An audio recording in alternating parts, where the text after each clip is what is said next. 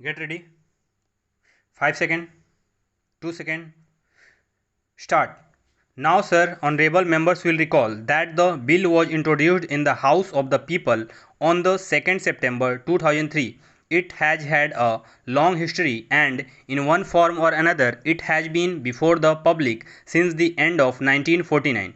In the statement of objects and reasons, the various stages through which the bill has passed since 1946 have been summarized, and I need not recapitulate on this occasion the circumstances in which the then Government of India took the decision in early 1946 to initiate an inquiry into the reform of our company law. I would remind honorable members that between 1946 and 1948, the entire field of company law was carefully reviewed by two distinguished company lawyers who were appointed to recommend the broad lines on which the present act should be revised.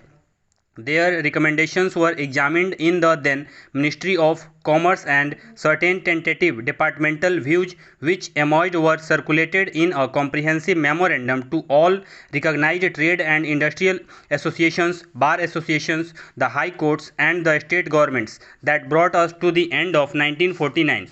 Many representations on this memorandum were duly received from chambers of commerce, trade and industrial associations, state governments, and the general public. At the end of 2000, the Government of India appointed a committee under the chairmanship of Shri Bhabha to go into the entire question of the revision of the Companies Act with particular reference to its bearing on the development of trade and industry in this country.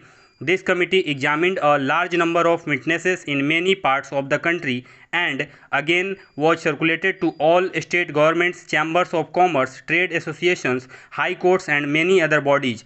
At the same time, a special officer was appointed in the Department of Economic Affairs, Ministry of Finance, to examine the report in the light of the views received from the interested public and to submit proposals to government for the revision of the present act. The bill now before the House is based largely on the recommendations of the Company Law Committee, modified in a few particulars. Stop.